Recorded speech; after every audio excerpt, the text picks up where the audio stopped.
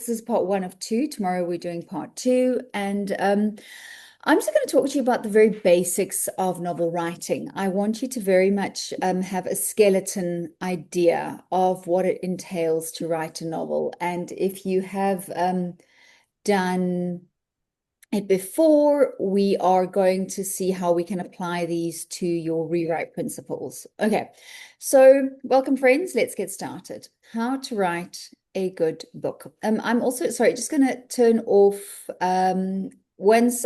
I'm assuming you can't see me anymore because I'm sharing my screen.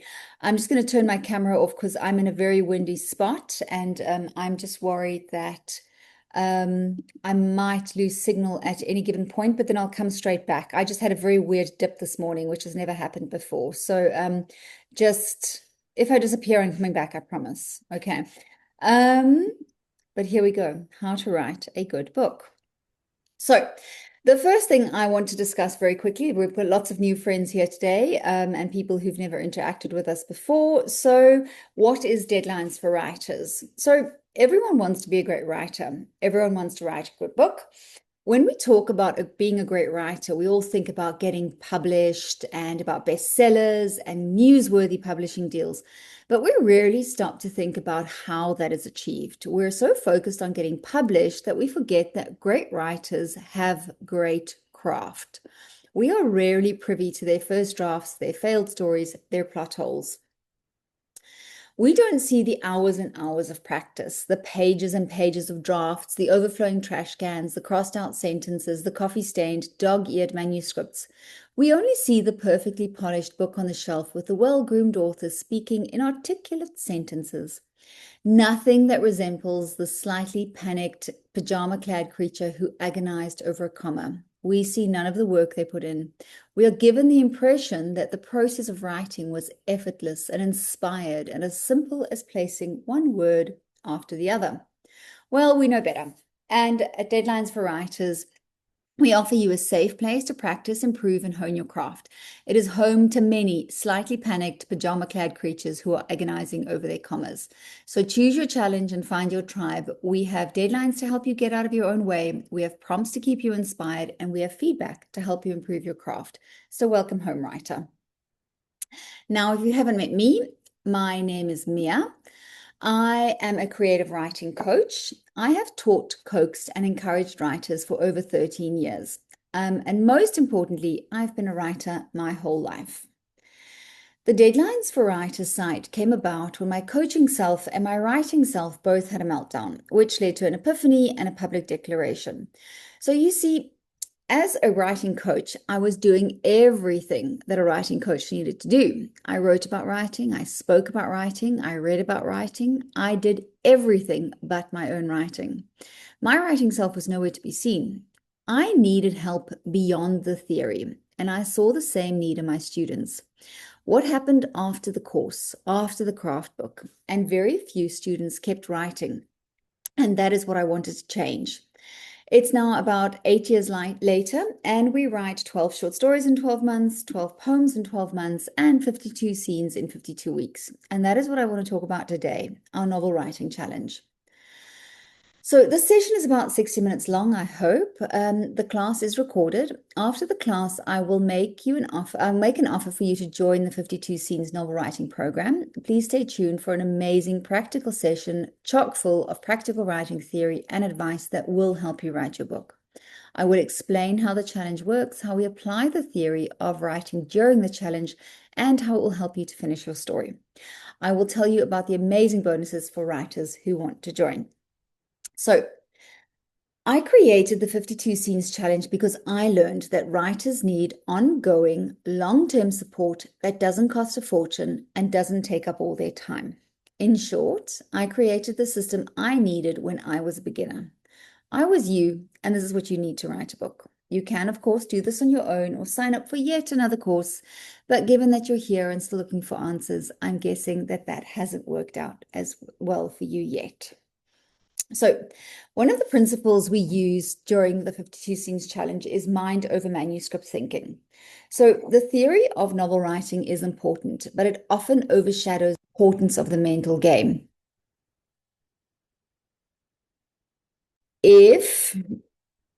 it overshadows the importance of the mental game. We need to trust ourselves and we need to trust our idea. But if that seems a little far off, you need to trust the process.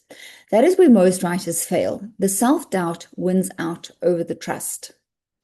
So, the first question I'm going to ask you is, who are you? Who do you want to become? So, you need to think about who you are right now versus who you want to become. Are you someone who only talks about writing a novel? Are you someone who keeps making excuses? I don't have time, the kids, my job, I'm a procrastinator, I'm not inspired. We need help overcoming and addressing these issues. These are all real challenges and they're not going to go away anytime soon.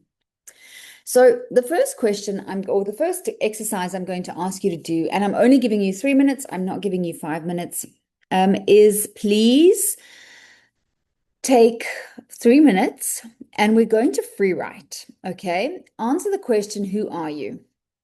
Who do you want to become? Do you want to be a writer? So who are you in terms of your writing? Who do you want to become in terms of your writing? And do you actually want to be a writer? I'm going to set my timer for 3 minutes.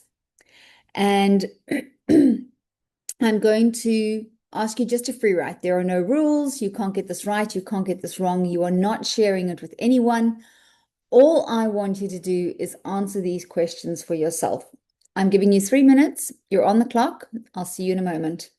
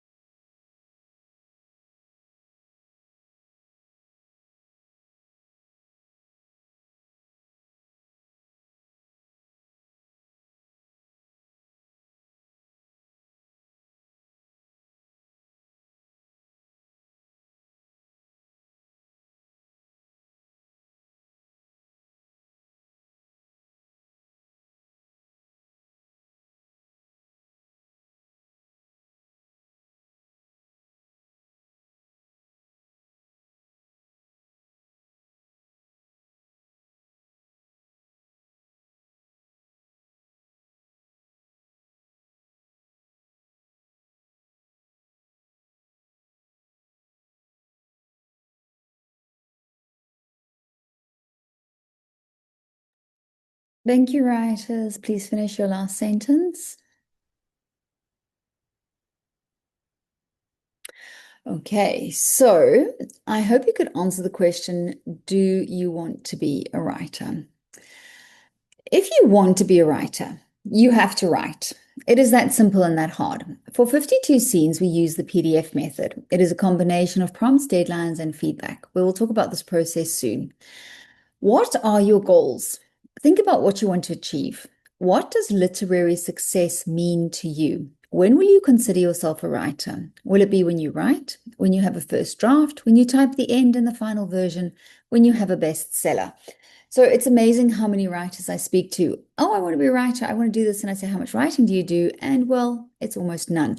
So that is something we're going to hopefully be able to sort out with this.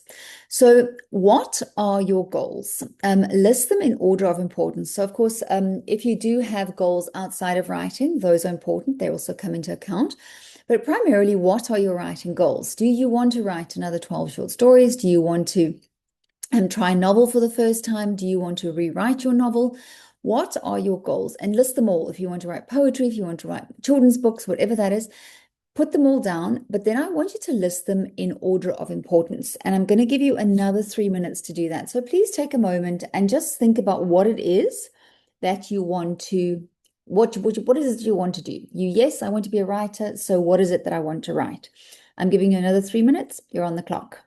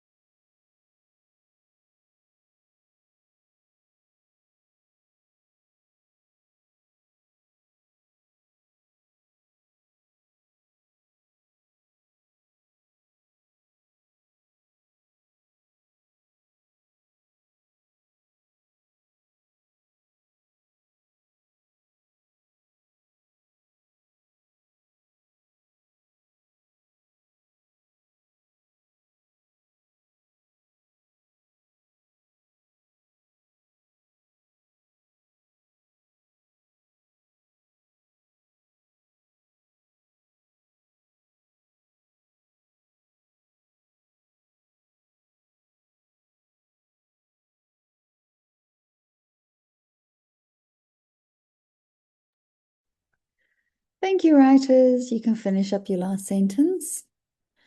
I see some nice answers in the chat there. Renee wants to write novels and Mark wants to write horror stories. That's really, really cool. I like clear goals. They help us decide what it is that we need to do. So once you're clear on your goal, You have to ask you what is keeping you from achieving that goal? What is the problem? What is stopping you from making these dreams come true? Is it procrastination? Do you get distracted? Are you waiting for inspiration? Do you bounce from idea to idea and never finish a story? This is making you feel pretty frustrated and miserable, right? At this stage, I'm sure you're sick of the excuses, sick of listening to your own nonsense. Does it make you question whether you're even a writer? Does it make you think of giving up on your dream? So, I like confronting the things that seem to get in my way or make it hard for me. So, what I'd like you to do is you've decided, yes, I want to be a writer. You have decided what it is that you want to write. Now, I'd like you to list your obstacles and your challenges. And these are the physical things that get in the way of your writing. If you travel a lot, if you have very small kids, if you have an abundance of grandchildren that you want to spend time with, and we love spending time with them, if you have a very demanding day job that you love, those are all things not bad, but things that do take away time from your writing. These are things that you still want in your life, that are important in your life. We do like salaries, but it does take away from our writing time. So we need to be realistic about where we are in our lives. So please take a moment. I'm going to give you another 3 minutes and write down what are the obstacles, write down the physical challenges.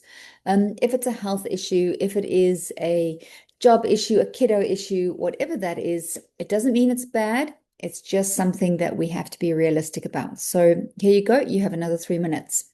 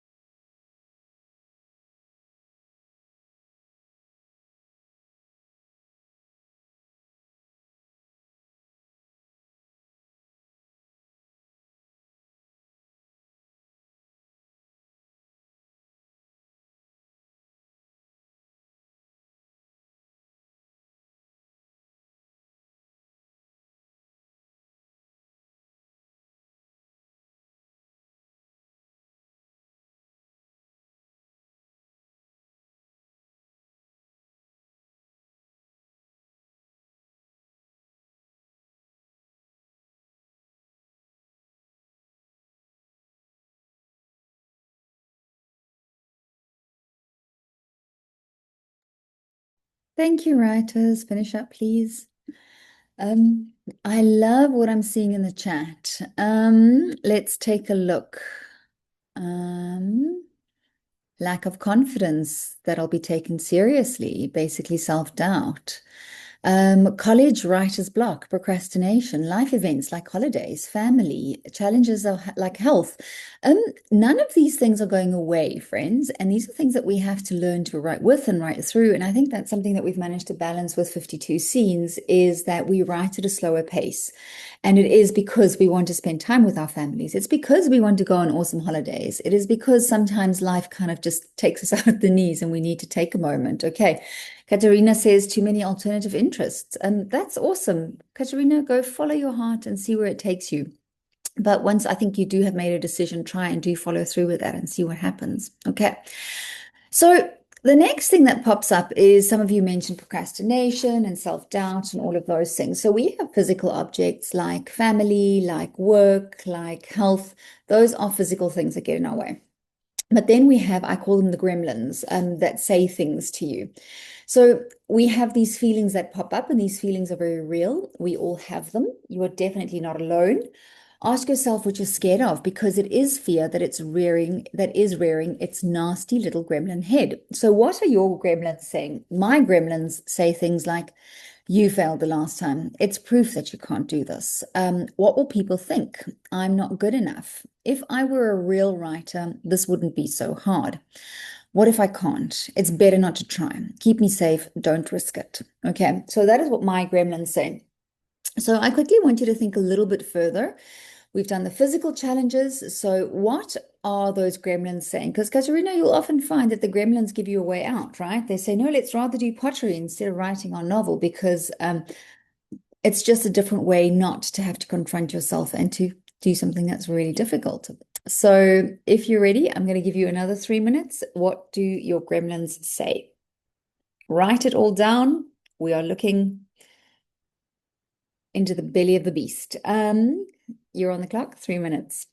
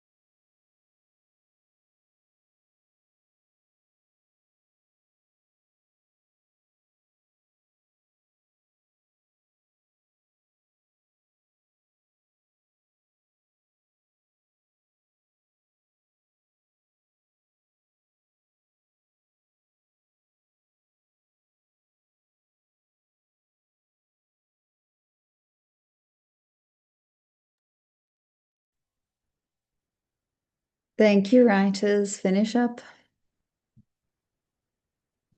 Okay. Um,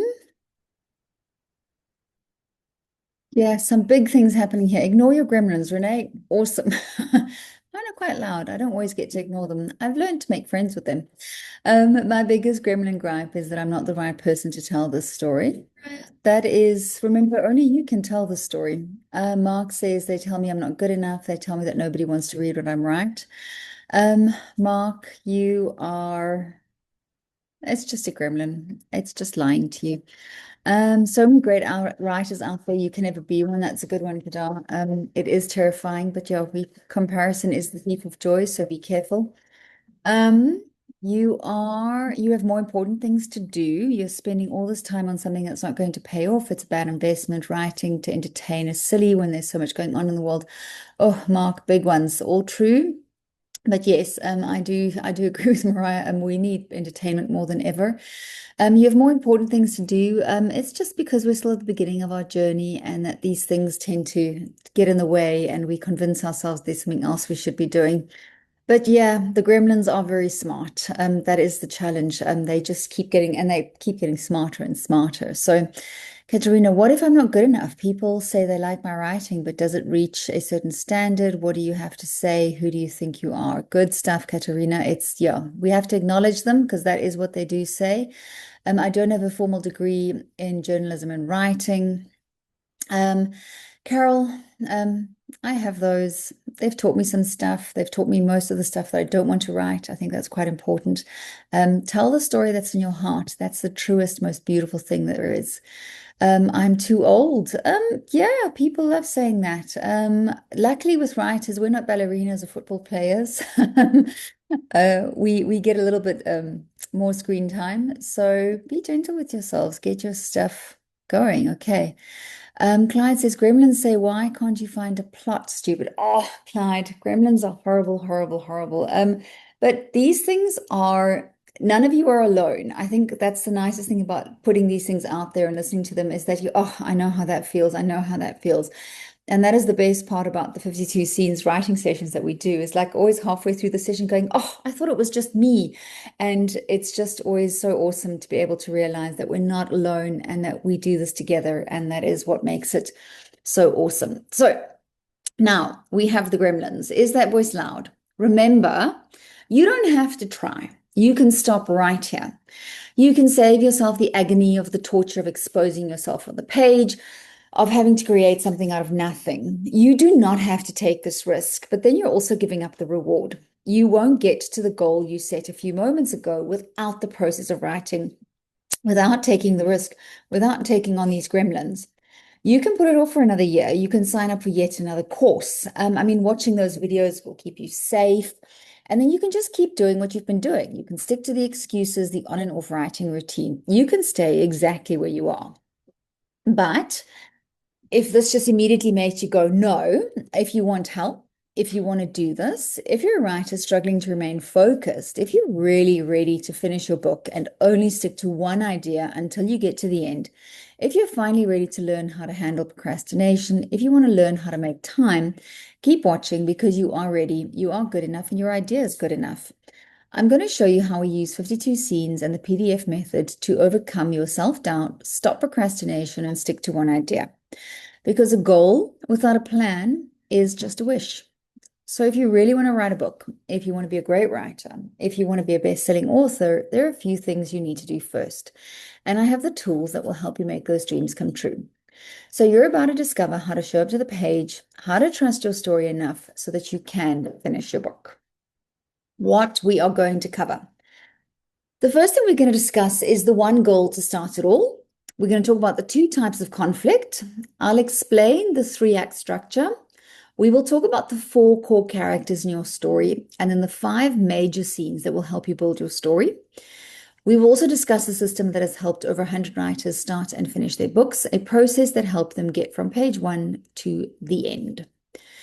Some of the tools that we use during this process is, as I've mentioned, the PDF method. So PDF stands for prompts, deadlines, and feedback. If you've been doing 12 short stories or 12 poems for a while, you'll know how this works. We publish a prompt. You go off and write in answer to that prompt. There is a specific deadline on which we all post for 52 scenes. It's always a Wednesday. So every Wednesday for 2026, you'll post a scene, and then you give and receive feedback to your fellow writers. So one of our writers coined the term alpha readers as opposed to beta readers, because these are very fresh, very raw manuscripts that we're reading, and you have people more invested in your characters than you could ever be. Okay, you kind of wondering, oh, is this good enough? Do I want to write this? And then someone's going, hey, what's happening with your scene? I can't wait to hear what happened to so and so. And that is the kind of inspiration that we're looking for. And then we, of course, have planning and routine. These are core for us in the program because we use weekly writing sessions, we use weekly coaching sessions, and monthly writing classes to get our stories done. So, a few things to keep in mind. I've been doing this for 14 years. I've helped hundreds of writers. I'd really like to help you too. I've done all of these challenges. I know it is possible. If you write like 3,000 words a day, we will slow you down. This most likely isn't for you. But if you want to find the time to write between the kids, work, family, and the craziness of life, this is for you. And don't worry if you're not a plotter. Very few of us are. If you are a plotter, we'll see you on the 7th, ready to post scene 1. But you're still here, so I'm assuming you really want to do this. Here are your options for writing a book in 2026. So first of all, you can do nothing. You can give up, postpone your dream yet again. You can do the same thing you've been doing, change nothing, and hope something will work out. You can try something like a 30-day or a 90-day program. It is a mad rush and the burnout is real, but the words are on the page. Can you use them? Who knows? Number 4, you can try another expensive program that promises publication. I'd be wary. Only publishers can promise publication, and writing a book takes time. You are not going to write the perfect book and have it published in under a year. If you can do that, you don't need the company. Please save your money, just get it written and get it published. Number 5, you can try another course and another and another. It keeps you nice and safe, but you are still not writing. We don't learn to drive in a parked car. And then heck, in this day and age, you can use AI or a ghostwriter. Who says you're the one who has to do it? But if that makes you cringe, you can decide to give this a try. So the first thing I want you to do is to please take a piece of paper and write the numbers 1 to 5 on the left-hand side of your paper. Please leave enough space to make notes. So we're going to try and fit the whole skeleton of our story onto one page with these numbers. We're going to start with 1 and we're going to work our way up to 5. For the sake of this class, I'm keeping this as basic and as simple as possible. There are many ways to do this, and it is very, very nuanced, and the options are endless, but I'm trying to keep to the time frame. So this is kind of what the process looks like throughout the next year. We are going to start with tonight's class, 1, 2, 3, 4, 5, which gives us this basic skeleton. Then we're going to talk about the first draft checklist. This is a document I'm going to show you now, and I'll share with you as well in the replay email. But the first draft checklist kind of explains to us how we divide our books into 3 acts. These are 3 acts that were divided into 4 quarters. And then we jump through with our main scenes, our surprises, our plot points, how we start the book, how we end the book. That all happens on this first draft checklist document. But that is also like about 5 scenes that you have. And we obviously need 60 plus or 52 plus scenes. Okay. So then we work with this document, which is gives us a list of about 60 or 52 to 60 scenes that you can write down and see what happens with that. It's an awesome, very, very simple plotting or plotting tool that we use going ahead. And then after that, you can see here, this is a screenshot of Scrivener where I have all my scenes listed in my sidebar, and I can see how my work has progressed throughout the year. And then ultimately at the end of the year, we get to type the words, the end, which is amazing. Okay, so first draft checklist. Here we go. as you can see, we're going to talk about a three-act structure, and we divide our books into three quarters. So there's quarter one, quarter two, quarter three, and quarter four. So one of the primary core principles of 52 scenes is to take really, really big goals and to break them down into small, manageable steps. And this is one of the first steps that we use for that. I'm going to share this document with you in the replay, so you will have a copy of it. And it's just a nice reminder that helps us to keep on track. Okay, so let's quickly take a look at what plotting is and what plotting isn't. So for the longest time, we have been told that plotting is the only way to write a book. We have to know everything before we start, and that has never worked for me. It just made me feel like a big failure. I had to spend a lot of time figuring out what plotting meant for me. So I know some, but not all of my plot. And I write a lot, and then I go back and read it again before I go forward, write, read, repeat. And that is something that I want you to figure out for yourself. That's one of the things I love during the challenges when a writer says to me, "That's cool, Mia, but can I do it like this?" And I say, totally go for it, because they figured out their process. Okay, this is how I do it. I'm very, very loose. I figure it out as I go along, and then I'll bring it back to the page and see what happens. Other writers meticulously plot their work before they even start the challenge, or as they're going, they've got these cards and these plans going. Other writers literally wait for me to publish the prompt on a Wednesday, and then they go, okay, this is my next scene, and that's how they go for it. Okay, so we really have the two extremes, but we have to understand what plotting is and what plotting isn't. And plotting, in short, is exactly what you need it to be. Okay, I sometimes say it can be a meticulous whiteboard with color-coded post-it notes and highlighters, or it can be a note scribbled on a serviette around a coffee stain. Okay, that is what plotting is. It's whatever you need it to be. So let's quickly take a moment and look at ideas versus plots. It's very important to understand that a story idea is not a plot. A plot involves conflict caused by a protagonist and an antagonist who have two opposing goals, or two opposing story goals. It starts with an inciting moment, which results in a goal that causes a series of events. Okay, so the idea is there is a planet with blue people who live on this planet, and they're this amazing culture and civilization, and then people invade this planet in search of, okay? Those are like a story idea is this planet and different people, and they've got this very, very precious metal.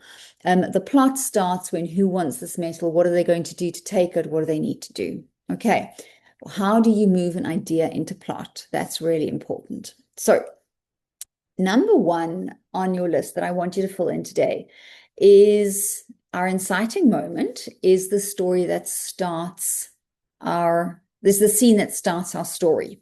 This is a really important scene. So let's quickly take a look at what happens in the scene. We meet our main character. They're usually in their everyday setting, current situation. They're doing their thing. Okay, if they're a teacher, they're going to school. If they are, or it's summer holiday. If they're a lawyer, they're walking into a courtroom. If they're a farmer, they're about to hop on the tractor. Okay, who is your character and what is it that they're doing? If they're a fish, they're swimming. Okay, what it is that they need to do. Then something is going to disrupt this everyday situation. And this disruption can also be an opportunity, and it can be a conflict, but this gives us the story goal. Okay, so my character was doing their thing, and then something happens to disrupt it. The farmer realizes there's a flat tire, or the farmer digs up something really interesting in their field. The teacher walks into someone walks into the teacher's classroom who she hasn't seen in a really long time and has really avoided for the longest time. Whatever is that disruption that happens in their day, okay? Out of that disruption is the story goal is born, okay? So number one on your list is the story goal. The story goal comes out of the inciting moment, and without that goal, you're going to have a really, really hard time reaching 80,000 words. So the goal is what your character is going to do. Something disrupts their life. They have to pay attention to this disruption and move forward. So this goal is what they're going to pursue. Now, it's not going to be easy. I like to joke and I say Frodo did not climb up Mount Doom with a cappuccino in his hand. So it is difficult for them to achieve this goal or to execute this plan that they have. So, and the reason for that is because this goal is opposed by a character called the antagonist. You can also call them the opposition character because they do not have to be evil, but they must either want the same thing or want to stop the protagonist from achieving their goal. If the antagonist isn't physically present, the threat they or it poses must be established. So my example is, let's say I'm telling a detective story, and the detective is investigating a series of robberies. Now, when we start this detective story, the whole goal of the story is to figure out who done it. Okay, so who stole the jewels. Okay, I don't want to know that in the first scene, so I don't want to have my antagonist physically present. I can be clever and say it's another cop and they're also at the scene investigating the crime, but it's not going to be immediately obvious in the beginning of the book. So what I want to do is that I want this character I want to discover who the robber is. So what I'll do in that case is I need to establish the threat that they pose. So most likely that story will start where the detective is either called to the crime scene or the detective is at the crime scene and they say, listen, this is really bad. This is the 10th robbery. We're looking like a bunch of idiots. How are we going to catch this bad guy? And we introduce a whole bunch of things there. Okay, so even though the antagonist isn't physically present, or we don't know who they are, I need to see evidence of the robbery. I need to see the missing jewels. I need to see the repercussions for the detective who's not caught this bad guy. Okay, so just establish the threat if they're not physically present. Okay, number one, we need an inciting moment that gives us the story goal, which is what our character is going to pursue. And that goal is opposed by a character called the opposition character or the antagonist. Okay. I will keep coming back to this goal. It influences the whole story. Now, this goal should also be concrete. It should be an action or task for your character to complete or perform. A rescue, something to discover or uncover. It can be big or small, and it can change. We'll talk about that later. But to get started, you just want them to do something. Okay. So let's quickly take a look at some examples.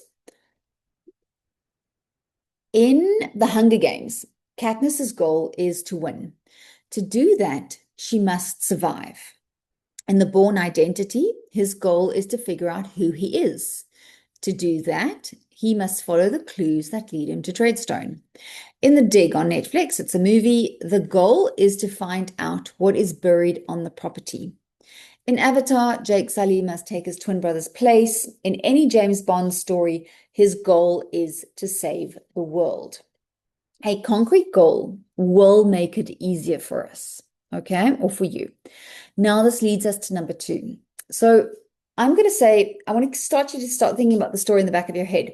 Let's pretend we're going to write a story about a writer who wants to write a book. We're all familiar with that, right? Okay. The goal of the story is to write a book. It's that simple. The character needs to perform certain steps to achieve that goal. So let's quickly take a moment and go to our inciting moment. So if I were to write the story about this writer, my inciting moment would be something like the writer receives an email that is an announcement of an awesome competition, and his story idea would be perfect for this competition. Okay. So the protagonist sees this email, they're doing their thing, they're quickly jotting off an email to someone, and most likely having to take kids to school very quickly before their day can start. And then this email pops into their inbox, and they see it's this really cool competition that they'd love to enter. Okay.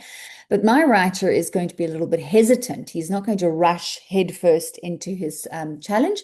And he is going to say, I think I'm going to pass on this competition. I'm not going to do it now. Okay, that is the inciting moment. He receives this thing and he decides not to do it. Okay, but we need to establish a threat. So now his boss calls and says, you better get your butt to work. I need you here early. He says, I can't be here early.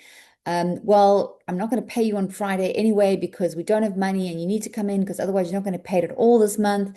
And he's not a great boss, not a great situation, cash flow issues, all kinds of problems. And then the writer looked at this email again, going, wow, that's great prize money. I think I need to reconsider this competition. Okay. So can you see how many things I've introduced in the scene? It's a lot. Okay. So this writer is a parent, they've got small children, they want to write a book, but they've got a really demanding job, they've got a demanding boss, and then they also want to they have this very difficult boss and money is tight. He doesn't pay them on time and they want to write the book. Okay, that's everything I'm stacking into my inciting moment. Okay, it's a lot. All right. You don't have to have this much, but I'm just exaggerating things at the moment. I'm going to give you another 3 minutes and I want you to think of your story idea. If you have a story idea, try and answer these questions. If you are coming up with a brand new story idea, give it a moment and see what you can come up with. Okay, I'm going to set the timer for 3 minutes again. And if you can, try and answer those questions with regards to your story.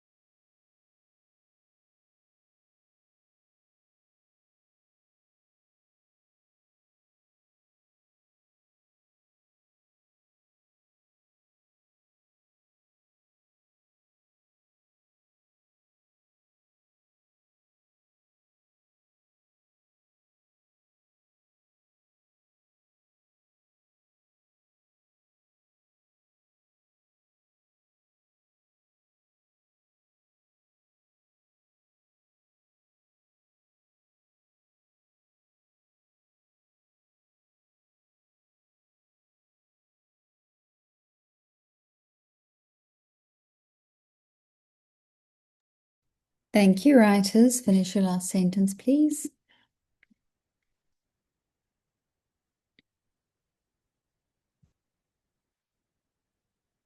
Okay. I can see some answers in the chat. We'll go take a look at those in a moment. Um, I hope you could at least answer some of these questions. And then, of course, the most important thing that comes out of that is the story goal. So let's see what that leads us. Um, Number 2 is conflict. Okay, so Sarah, I just saw your question in the chat, and this is exactly, it's fantastic. If your inner and your outer conflict are in opposition, that's going to make for really good tension, conflict, and growth in your story. Okay, so number two is conflict because we have two types of conflict. So now, what is your story goal? Is it to pursue something tangible? You may have been tempted to say that the goal is for the character to find themselves or to gain confidence. And when I spoke about your antagonist, you thought my character is their own antagonist. Now, that is the crux of conflict in fiction. We have two kinds, and we need both to carry us all the way through 80,000 words. Also, we often misunderstand what conflict is. It is not only fistfights and car chases, it is the arguments, obstacles, and challenges our characters face.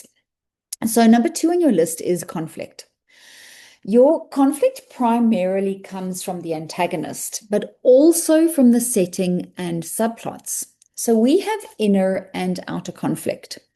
Outer conflict is conflict that comes from the outside, literally, as in bullets, laws, earthquakes, traffic jams, arguments, power failures, and bankruptcy. Inner conflict is the own worst enemy stuff. Think about things like, I can't do this. I don't think I'm good enough. I'm not enough. I'm scared. No one loves me.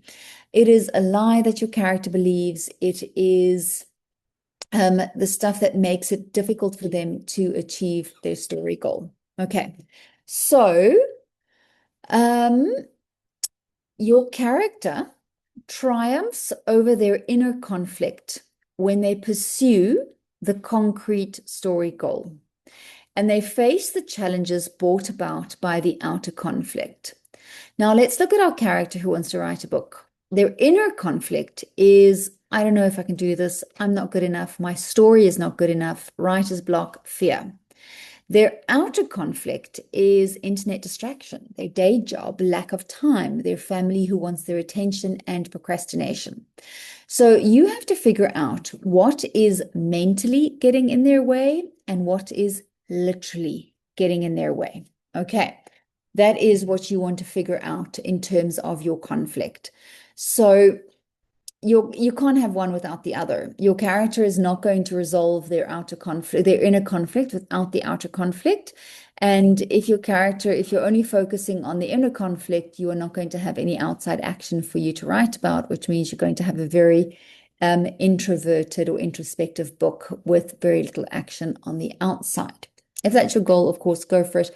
But most of the time, we want a book with two kinds of conflict.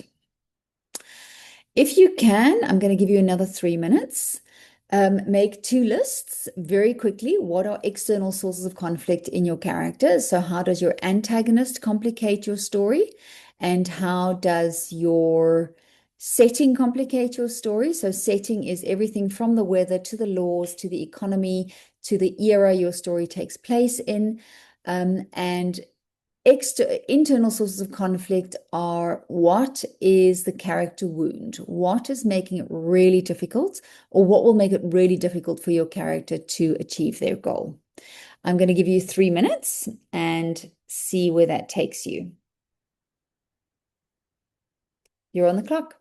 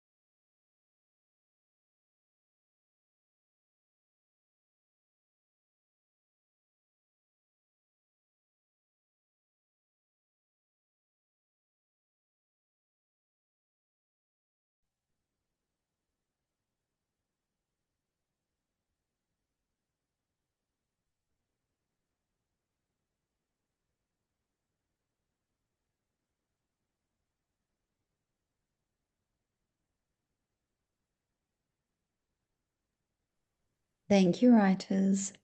You can finish your last sentence.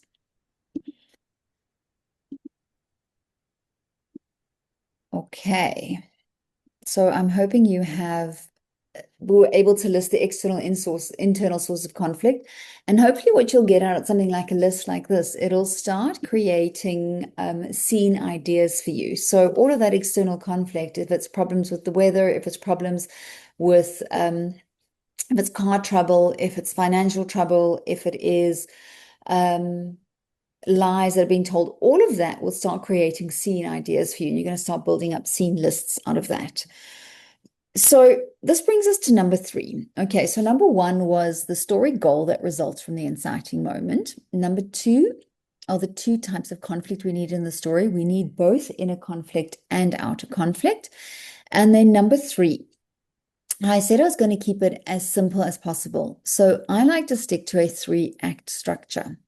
We need a beginning, a middle, and an end. Now, that's 3 acts. I recommend dividing your book into 4 quarters. So the first quarter is the beginning, and that is also Act 1. Then you have quarters 2 and 3, which is the largest part of the book, and that makes the 2 together make up Act 2. So Act 2 is the longest part. And then we have quarter 4, which makes up Act 3, and ta-da, you have your 3 acts. So for 52 scenes, we break it down with specific plotting classes, where this class is an overview of the entire book. In the beginning of the challenge, we do the first 13 scenes where we plot what is needed in the beginning of the book. Then we do plotting the middle, where we plot scenes 13 to 26. And then we do middle of the middle, where we plot scenes 26 to 39. And then we do the end class, which is 39 to 52. And when I say plot, that is a word I use very loosely. And of course, I tell you what kind of sort of plus minus could have possibly happened somewhere in the next quarter of your book. Okay. So it's just a reminder of the theory and what you need for each specific section of your story. So just again, this is what the first draft checklist looks like. The first quarter starts with the moment of change and your inciting moment, and it goes to plot point 1, which is your first surprise. That's roughly for 52 scenes. That's the first 13 scenes that we write. It usually takes us from about January to March. Then we have quarter 2. Quarter 2 is scene 13 to 26. It's our next 13 scenes, and that takes us from plot point 1 to plot point 2, and that is roughly from about April to July. And then April, May, June, sorry. And then plot point 3 is the middle of the middle. It's scene 26, and then we do our plotting class, and we go from scene 26 to scene 39, and that is from about July, August, September, and that takes us to plot point 3, which is the third quarter of our book. And then we go for 39 to 52, the final 13 scenes that we write. And that is quarter 4, it's Act 3, and that takes us all the way to the end of our novel. Now, of course, anytime I give you numbers like scene 13 or word counts or anything like that, please keep in mind that it is ish, okay? Somewhere around that point in your story, something has to happen, okay? We definitely don't write to rigid numbers or schedules. Okay, so that is what our first draft checklist looks like. Now let's quickly take a look at the example. Okay, now we are going to use the example of the writer who wants to write a book, and I'm quickly going to break the book down into roughly 4 quarters. Now I've changed the story a little bit since I wrote this one down. Please, it is not a literary masterpiece, and I've deliberately left it with lots of holes, with lots of silly things that might not be what they need to be, but I want you to see how rough and how raw my stories are when I start with them. Okay, so the beginning is where the writer has a goal, and so remember, this is the writer who wants to, very simple goal, write a book. The beginning is where the writer has a goal and makes a plan to pursue the goal. So in this case, the writer has an idea for a story and plans to write a certain number of words every day for 3 months. Great goal, clear goal. We like that. So they will do this after work, after the kids are in bed. They really want to do this, but then after work, they're also pretty tired, and then they miss one day, and then they'll catch up, right? They need to help their folks real quick, so they miss another few days, but they can catch up. And then they get a few hundred words in, but the kids have a really busy week at school, and they put it off for another week, but they'll catch up once. the exams and year-end functions are over. Okay, so remember when I said this writer saw an email about a competition that they really want to enter, but they don't think they're going to do it because of everything with the kids and so many responsibilities. But then they realize things aren't great with the boss because they aren't paying as well as they should. And then our writer sees there's a monetary reward for this competition, for example, and then they decide to pursue the goal. And that is where they decide to write all of these numbers of words, and then it gets really difficult and complicated. Okay, so that's roughly everything that would happen in the beginning of the story. Now, you won't squish all of that into one big scene. Hopefully, that'll give you about 5 or 6 scenes. Then you'll start introducing some subplots and some alternative stories and more character.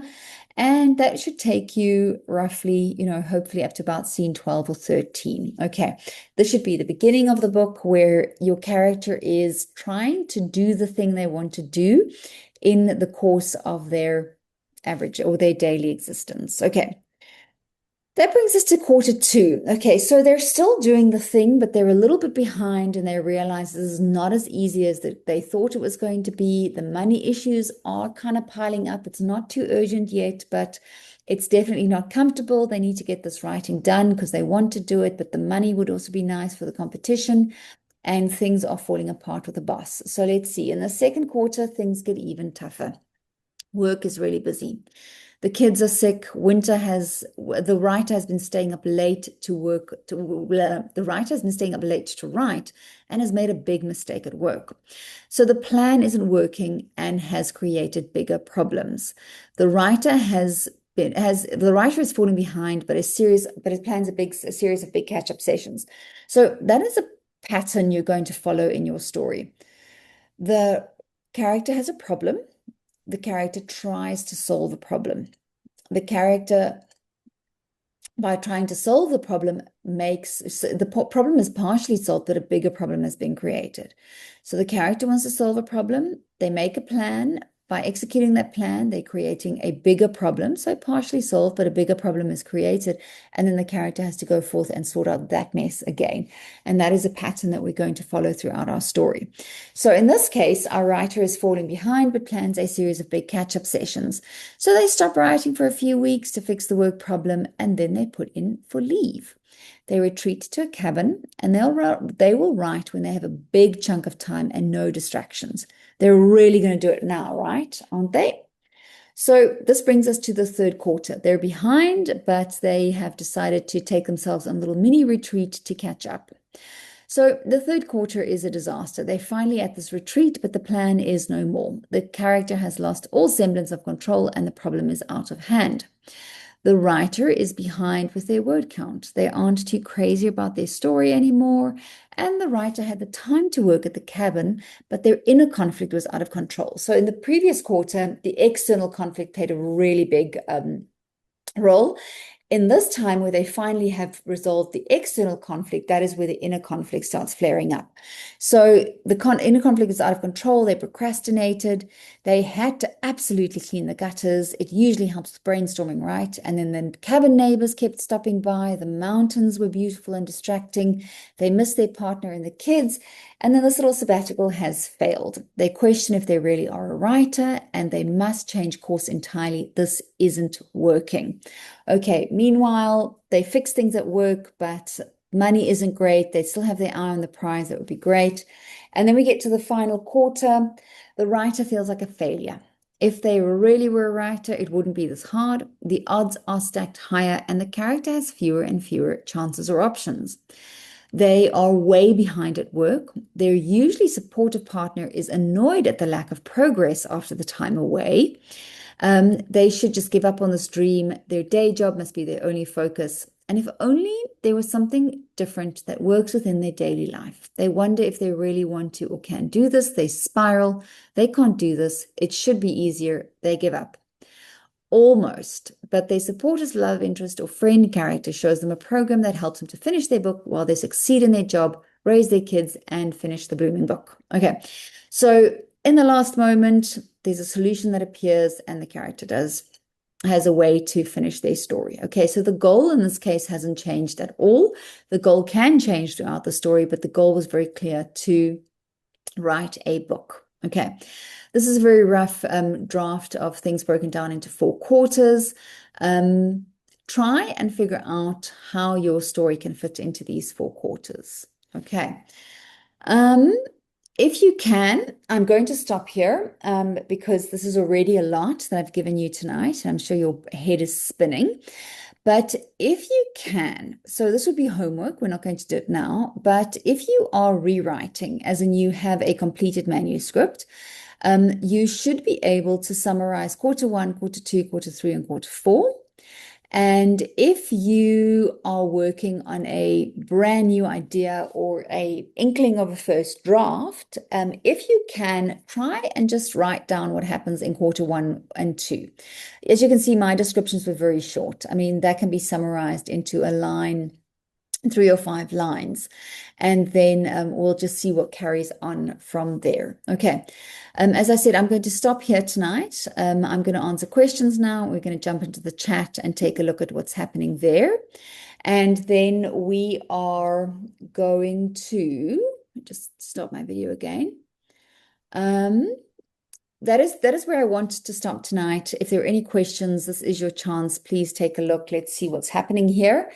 And I'm quickly going to take a look at the chat. If you do want to raise your hand and chat to me, please do so. Use the raise hand button and I'll answer all the questions that I can. Sarah says, what if there, okay, so Sarah, I think we answered that goal. What if there are two goals, internal and external, and they're in conflict with one another? The fact that the inner conflict and the outer conflict are in conflict is really, really great. So, because usually, let's say your character wants to achieve something and their own belief, like a belief system, for example, will prohibit them or make it really difficult for them to achieve them. Or this belief system is the reason for pursuing this goal, and they learn that it's a failure, is really something cool that can be pursued. Okay. Mark, if I remember correctly, this would be your inciting moment. An investigative reporter discovers a deep state secret whilst looking at historic documents in the Kew Garden archives. The change is the realization that the world has been lied to for over 50 years and they need to be told. The establishment cover-up is real and possibly career destructive, or worse could happen if the reporter reveals things to the wider public.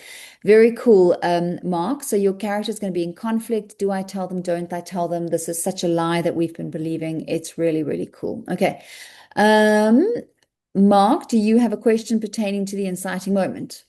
I do. Yeah. Yeah, it starts off. I'm starting off in, well, I've got a doing dark religious fantasy, as I mentioned. And the first scene is the inciting incident where he's going down to meet a powerful religious figure who's disembarking from the ship. And they just want to see it. Then while this is going on, he figures out it's somebody he actually needs to talk to. And that's not the issue. As they're about to start talking, this riot breaks out. The character of the riot is the inciting incident, where all of a sudden these real weird religious phenomena break out, which don't make sense. Mhm. So the question I have has to do with the goal and the inner conflict. He's a student, he's a seminary student. So Mhm. that's his interest in this stuff, but he's like, I'm just a student. What do this isn't my job to deal with whatever this weird stuff is. And I don't have the ability to do it. Now, he's going to get dragged into this through a number of events. How soon do I need to make that pressure start building that forces him to engage these events, even though he doesn't think it's his job, nor does he think he has the ability? Yeah. So what you are doing there is you're playing with something that we use quite often in the hero's journey, and that's called hero rejects the call to action. So your hero is standing there and they're on the precipice of this big adventure where they say, you have to go save the world. And the hero goes, oh, hell no, it's not for me. I'm not going to do this now. No, no, no. I'm junior. Give it to a senior person. You know, that's kind of what your character is doing.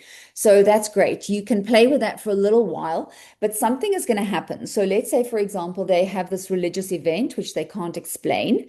Then the character goes, well, listen, this is not for me. I'm just going to pass along the message and then we'll see what happens. Then something is going to happen a little bit later on. Okay, so let's say I'm just giving random numbers here. But if this happens in scene one and the character goes, no, thank you, this is not for me. If we can either by like it depends on what happens in the rest of your first quarter, but usually if you have a small inciting moment and the character rejects the call to action, you'll have to have another bigger inciting moment that forces them to accept the task. So this can be like in scene six, for example, okay, where, you know, like I say, if you start your story with a dripping tap, by scene six, I'm going to need a big tidal wave to get them out the door. All right. So it really depends on the pace of your story, the genre you're writing in, and everything, how soon it's going to happen. But I wouldn't wait too long. Well, Okay. you're zeroing in on the issue. I do have a bigger inciting incident, and I'm struggling with where to put it. And so that's my question. How soon do I have to I know that the traditional hero's journey has the inciting incident very early. Hmm. I'm thinking of something like Red Rising, where Hmm. he basically takes those things, the inciting incident, Hmm. the call, the rejection, he triples Mhm. them. He does them three times. If you look at the story, he has three inciting incidents, he has three calls to adventure, he has three rejections, and then three, incidents where he finally gives in when he dies. Oh, sorry, Yep. plot spoiler, my bad. Um, if you look, okay, so Red Rising is masterful. Okay, it's one of my favorite sci-fi stories. I absolutely love it. And that story really does start three times, but it's never boring, it's never repetitive. And I think that's truly where the magic lies, is the fact that it isn't repetitive. So every time he has a new call to action, it's something so way out there. I mean, there's no way you can predict what happens. Even just like when he starts on the red planet and then when he goes, so many spoilers, sorry, friends. But when he undergoes the change and then when he arrives at the arena or the academy again, those are all very big starting moments, but they all build on one another, and you can't not tell the story with them. It wouldn't make sense who he is in the arena if we don't Right. know who he was when he started. Okay. So that is why they're imperatives to the story, because otherwise I would tell you cut it and start where he's in the arena, and then we have this big reveal of who he really is. Okay. But we need that empathy. We need to establish who he is as a character to really, really understand this world he's going into. It's huge world building. It's establishing that hierarchy and everything that we have to understand. So there's really no way to predict, to answer your question, where it's going to go. It's going to depend on your story and on the pacing. And at this moment, trust your gut and put it where you think it needs to go. Okay. So you can only determine the events of the beginning once you've written the ending. Okay. I promise you, when you get to scene 50 and you've written the end, everything makes sense as what to happen has to happen in the beginning. Okay. You're not going to get it right now. Okay. Okay. All Yeah, right. so that answers my question, is just when can you push the inciting incident, spread it out, in other words. You can, yeah. So you're going to have your hero is going to reject his call to action. You're going to have a larger event. He can reject it again. Okay. Hunger Games starts with rejection of the call to action. Katniss does not volunteer until her sister is chosen. Braveheart, men in skirts, blue face paint, he rejects the call to action. He arrives back in his Scottish village. They tell him, you have to join the war. He says, no, thank you. I'm not going to join the war until they kill his loved one. He refuses to fight. And that's like, I think, one fifth into it's a very, very long movie. But I mean, it is like at least like a quarter into the story before he actually joins the course, okay, or joins the war. Yeah, and Okay. that's the end of your first act, right? Yeah, and that is imperative to the story. Once again, I have to understand the events that came before. So that is why. So just be careful of the stuff that happens before your inciting moment, that it's not backstory. Okay. It needs to be imperative to the rest of the story. I have to have it, so that it's not just you giving me background, if that makes sense. It does. Okay. Thank you. Yeah. Okay.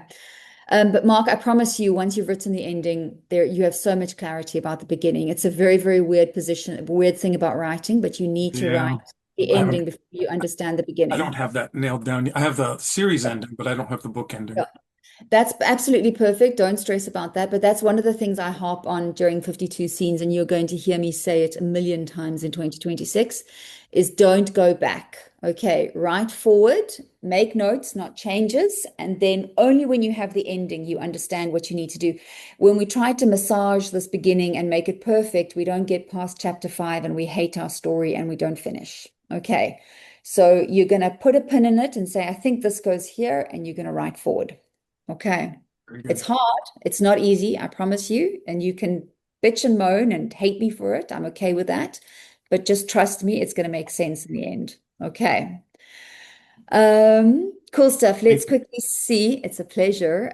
Susie says, is the 52 scenes challenge, do participants typically read and comment on the same three writers? And how big is the cohort? Susie, I have changed it to two writers, just because the reading quota is so high. Or it's just a lot. This year we had 82 writers participating.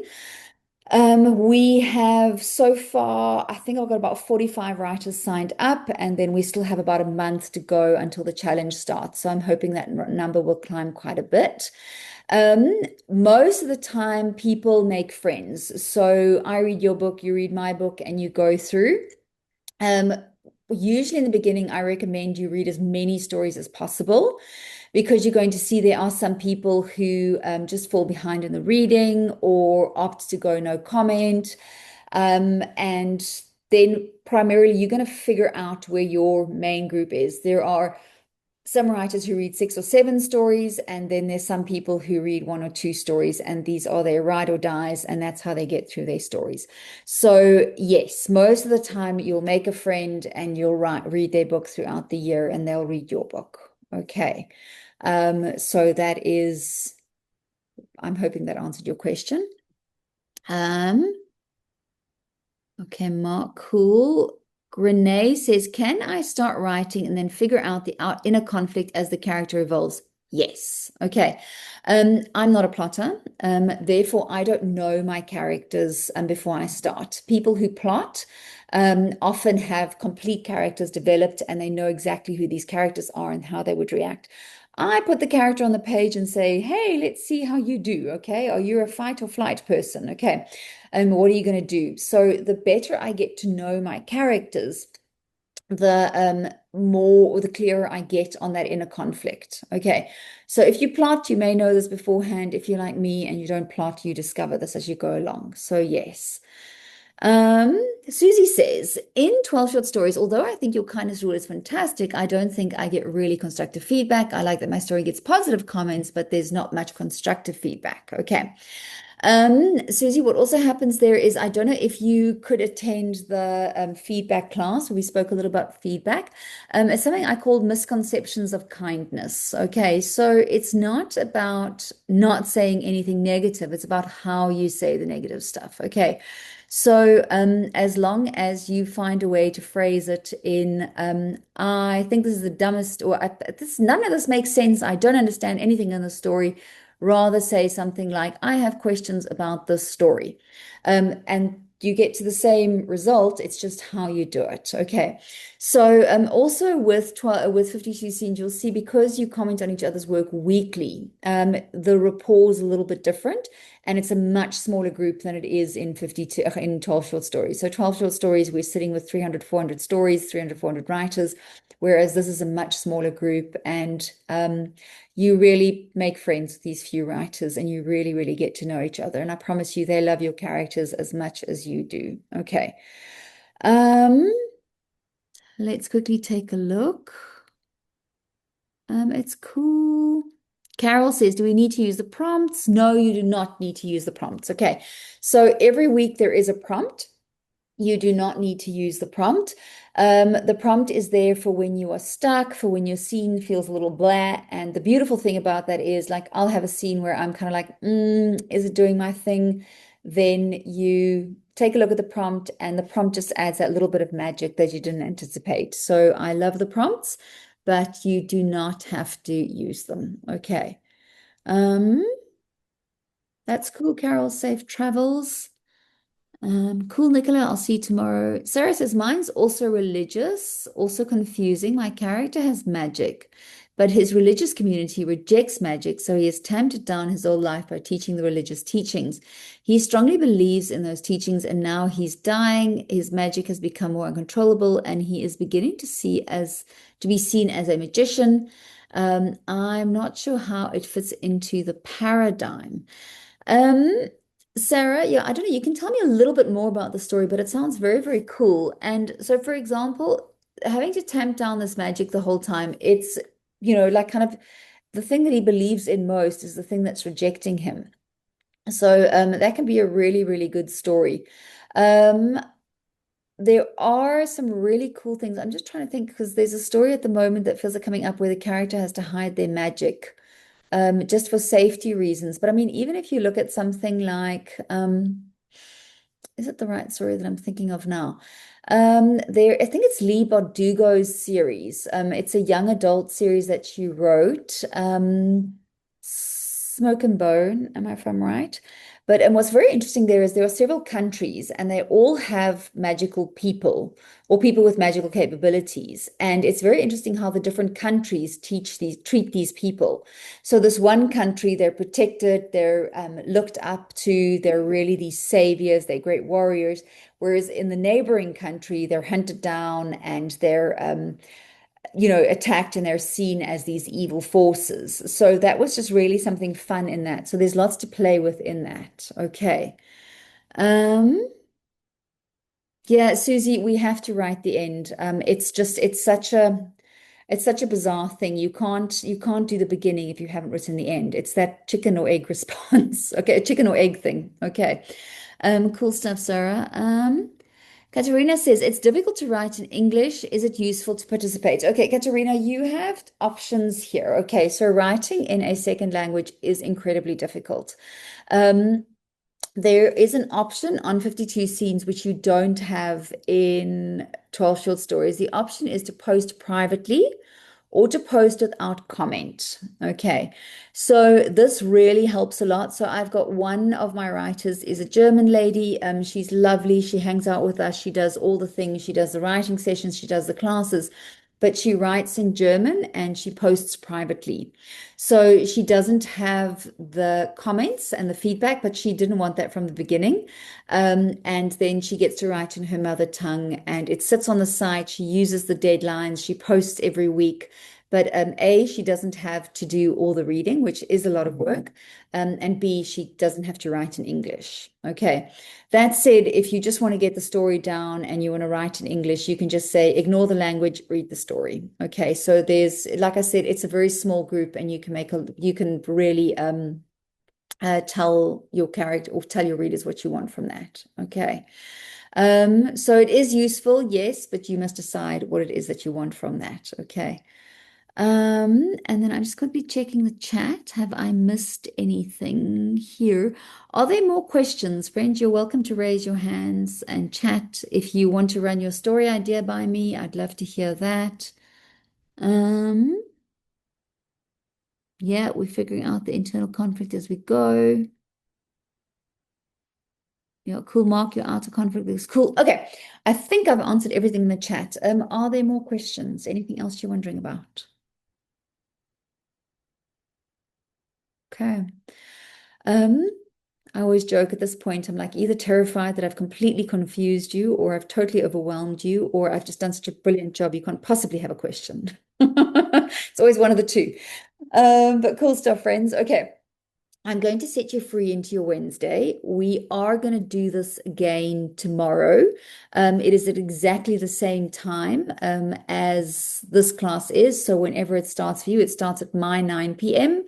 whereas you can start whatever time it is for you. It's 9 p.m. Okay, it is recorded. The recording will go out as soon as possible. And then we are going to meet again tomorrow. Please bring your questions to class. Try and see if you can do quarters for your stories. If you can only do the inciting moment, just jot down bullet points. Perfect. Just jot down your inciting moment and see where it goes. Okay. Tomorrow we're going to do number 4 and 5 on the list, and then I'll tell you a little bit more about the challenge as we go. Okay. Cool stuff, friends. I am going to say goodbye. If you have more questions, you're welcome to email me as well. And thank you for your time. Thank you for joining me. I really, really appreciate it. And go off and have a lovely Wednesday. Thank you so much. Bye-bye. Thank you, Clyde.